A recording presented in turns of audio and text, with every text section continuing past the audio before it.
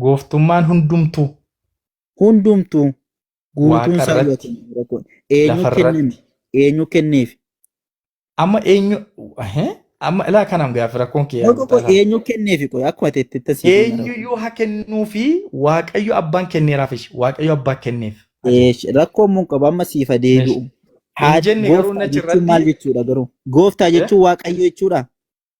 ilaa gaama akkasi sila maal jettee Gooftaa jechuun waaqayyo jechuudha. Akkuma teetti sila maal jettee siin gaaffisa gaafanii rakkoo.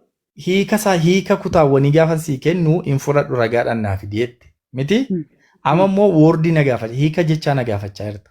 Eeyyee sin gaafadha. Ani Gooftaa immoo jechuun waaqayyo amma jechuudha. gaggaabumatti akkuma macaafarra ruutan sii deebisan masan Qoy gooftummaan gooftaa hundumtuu waa'ee waaqummaa moo waa'ee gooftummaa isaa irra nuyi? gooftummaa jechuun waaqummaa jechuudha. Mini bililaa nagar elloo. Hayyee haati kee takka gooftaa ko siin jettee hin beektu? Bro, ilaa gara tira tola. Siin jettee Dogoggora hin kanatu beektu? dogoggora gaala. Qoy siin jettee hin beektuun siin jedhe. Bakka dhiisu sun fakkeenya ta'uu baxala. Qoy. Amma Dira'aadha jechuudha mana gooftummaan keessatti. Ati mana keessattis dira'aadha jechuudha. gooftummaan Yesuusii fi Abuxala.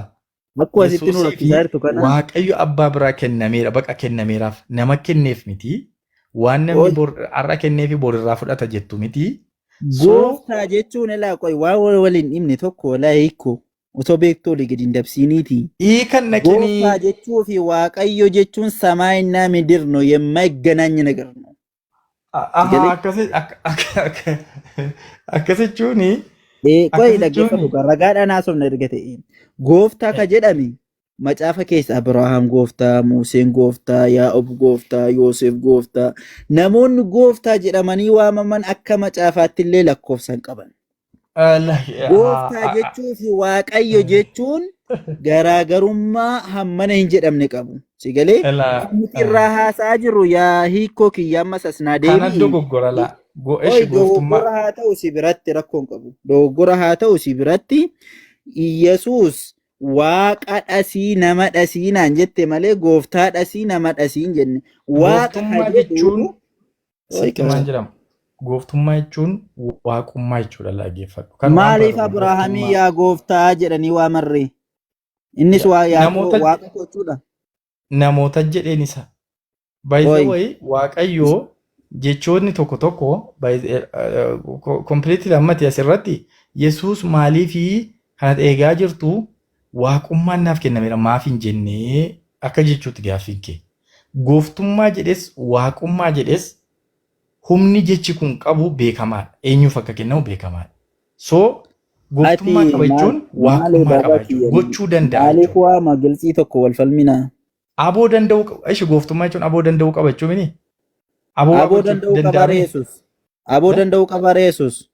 Qabaaf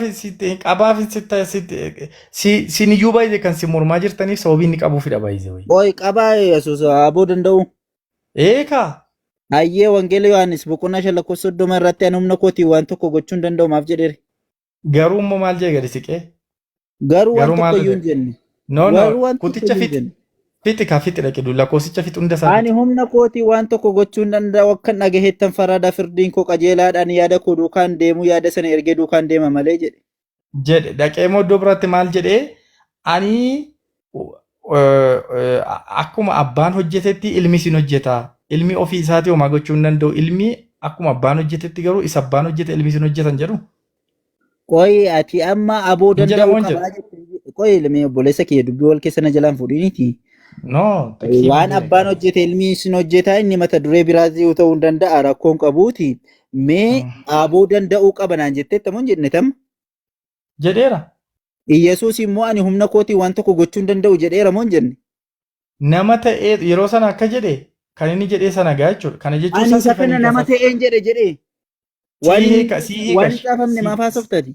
Eeshi siifii akka tamma jecha woordii amma hiikte kanatti sii dhufe maal naa hiikta maal afaan oromoo naa jecha maaf hiikte amma maaf jecha hiikuu fiiddeti maaf jecha amma hiikuu fiiddeti hiika biraatti fudhatte kasitu waaqummaatti fudhatte afaan oromoo ani beeku laa akkuma inni jirutti maaf fudhanneeti amma biratti gooftaan gooftaadha ammayyuu inde no dogoggora keedha laa amma yaabutala gooftaan ana biratti ammayyuu gooftaadha gooftaa jechuun waaqa jechuu miti saabutala gooftaa itti na waamte nan lakkamsi Yoo diraa yeroo wayii takka taate malee ati yoo maatii keessatti rakkisaa wayii taate malee mee haati kee takka gooftaa kochinaa dhaqisiin jetteen beektu?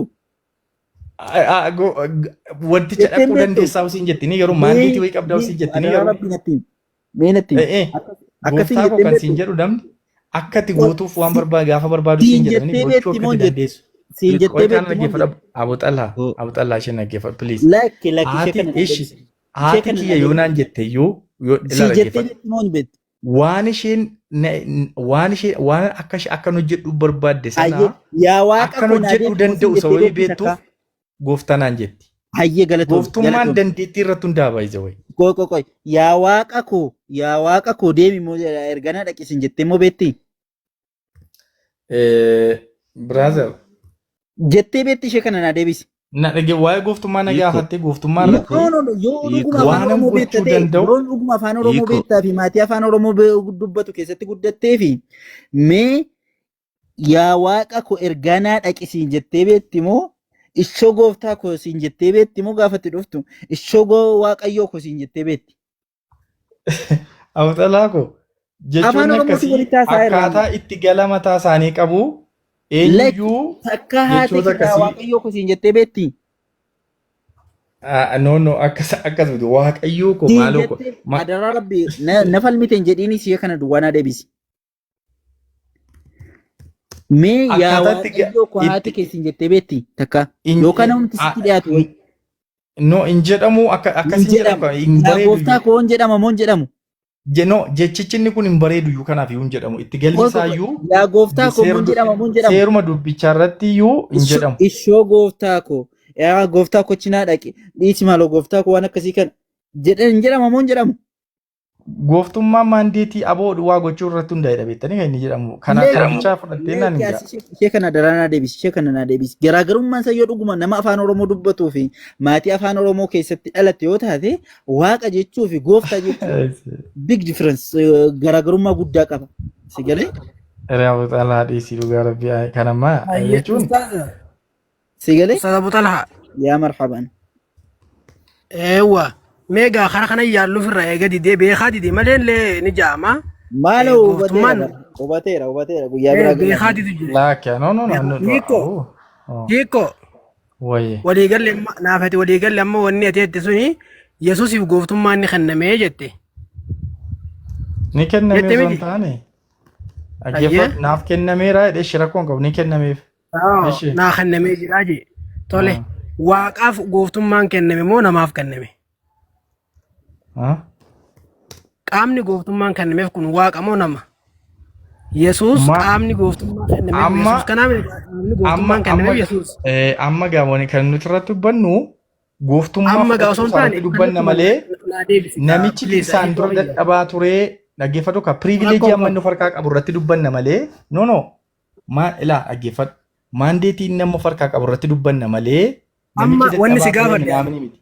Bakka amma Rakkoon qabu akkasiidha. dadhabaa turuu dhiisuu danda'a. Amma san rakkoon qabu san dadhabaa ture, laafaa ture, jabaa ture san osoo hin taane Yesuus kun aangoon qaamni gooftummaa waaqa irratti lafa irratti aangoon naaf kennamee jee miti.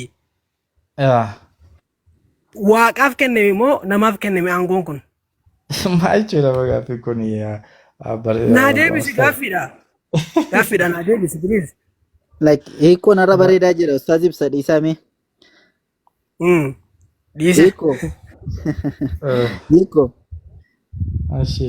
akka gootu gooftummaa kennameef miti Eshi. waan kennameef kana immoo deebiseen gashamoo ofuma biratti hambifata. Bataama miti garuu. Eshi akkam jechuu hin galchu. Ofuma biratti hambisa. Yoo macaafni immoo deebisee galchaa jedhe yoo maal jettaree? Kuticha siinii dhaqe dubbisi nan beeka kuticha ta'e jettus. Mee maalidha mee beektanaayiti?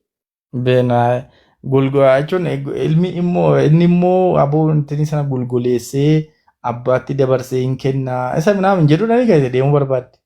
Ayyee maalidha mee maal jedha iddoon sun waan ni jedhu. Kana jechuun baay'ee Yesuus Kiristoos hiikoo ergama noo dhaggeeffadhu kaa. Lakki sirriidha qoyaan si giddu galuudhaan miti. Wallahi yaada biraatiin miti. macaafni isin itti amantan gootoonsaa kun akka inni jedhu miti akkasin jettanidha malee. Gara sana naqiniiti rakkoon qabu. Hayyee itti hubame waama jechuu barbaadda dhaggeeffannee kaan itti deebina. Kan inni jechaa jiru kutaa sana dubbisuu dandeenya baasnee miilla Yesuus Kiristoos ergamni inni abbaarraa fudhatee dhufe hin jira. Sana jechuun uumama kana hundumaa dhala namaa hundumaa cubbuu jalaa baasee mana waaqayyootti yookiin immoo dubbisime kana dubbisime. Kunoo yaa Kiristoos immoo guutummaa hundumaa. Tekstii kana hiikuuf deema ustaaza. Aboo isaa kana. Ilaalaa Siin kun bakka kam jira macaafarraa? Macaafni abbaan Abu Xalahaan baase kuni macaafa kamidha? Rakkoon qabu argaama jira dubbisaarraa. Waan hin beekne nani keettee nutti nu rakkeessu. Ustaaz Isaa kaayee rakkoon qabu. Tiksiin Abu Xalahaan baase kun tiksii kamidha naa himi dura. Rakkoon qabu tiksii beekuu dhiisuu danda'uun. Abu Xalahaa osoo tiksii hin beekne kan namaa hiika osoo waan tokko hin beekne. Bakka inni itti argamu osoo hin beekne kan namaa hiitaati. Maal hiikamaadha? Silumaayyuu hiikamaadha.